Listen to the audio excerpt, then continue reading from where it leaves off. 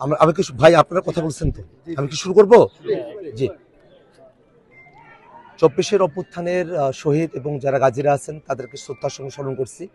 তাদের আত্মত্যাগের মধ্য দিয়েই আমরা এই নতুন বাংলাদেশে আজকে ভোট গ্রহণের মতো একটা সুযোগ বাংলাদেশের জনগণ পেয়েছে। আমরা তাদেরকে কৃতজ্ঞতার সাথে স্মরণ করছি। আমরা এই ত্রয়োদশ জাতীয় সংসদ নির্বাচনে আজকের এই ১২ তারিখে সারা দেশব্যাপী ভোট গ্রহণ চলছে, কিন্তু গতকাল রাত থেকেই বিভিন্ন জায়গায় কিছু অনিয়ম আমাদের চোখে ধরা পড়েছে। মারামারির মতো ঘটনা ঘটেছে, বিভিন্ন জায়গায় অনেকে হেনস্থা করা হয়েছে, মারধর করা হয়েছে। শাপলাকলির সমর্থক, দাঁড়িপাল্লার সমর্থক যারা আছেন ১১ দলের সমর্থকদের উপরে হুমকি ধামকি, মারামারি, রক্তপাত ঘটানো হয়েছে। এই বিষয়গুলো আমাদেরকে নানাভাবে আমাদেরকে শঙ্কিত করে তুলছে। তবে আজকে সকালবেলা আমার মাকে কেন্দ্রে নিয়ে আসা, আমার মা আমাকে ভোট প্রদান করেছেন, এটা দেখাটা একজন সন্তান হিসেবে আমার জন্য খুবই আনন্দের একটা বিষয়। তেমনইভাবে এই রংপুর ৪ কাউনিয়া পীরগাছা আসনের যারা ভোটাররা আছেন তারাও শাপলাকলি মার্কায় ভোট দিবেন এবং দিন শেষে শাপলাকলি মার্কা সকল প্রতিকূলতাকে অতিক্রম করে বিজয়ী হবে, এই প্রত্যাশাই করছি আমরা। ভোটের পরিবেশ এবং আইন শৃঙ্খলা পরিস্থিতি কেমন দেখছেন?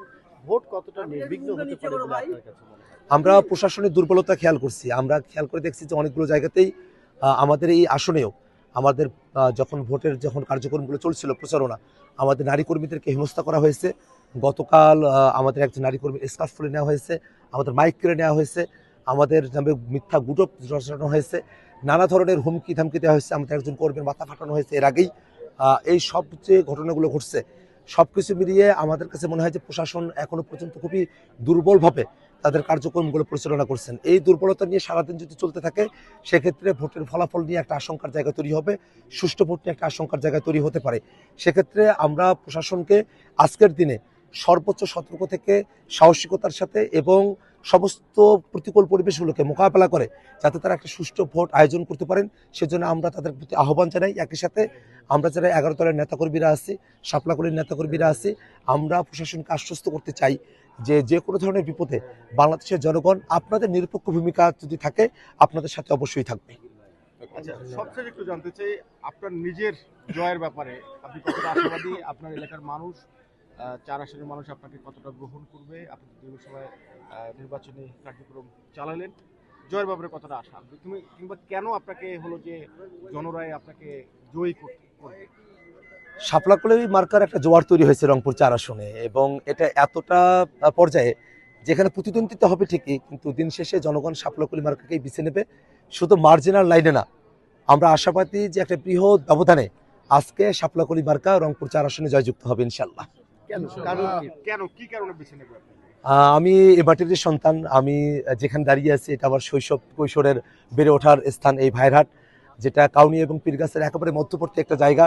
তিস্তা নদীর কোল ঘেঁষে আমাদের এই অঞ্চল। আমরা দীর্ঘ সময় ধরে আমাদের এই অঞ্চলের জন্য কাজ করেছি। আমরা দীর্ঘমেয়াদী পরিকল্পনা করেছি আমাদের এলাকার জন্য। আমরা এলাকার মানুষকে সাথে নিয়ে আমরা সামনে থেকে এগিয়ে যেতে চাই।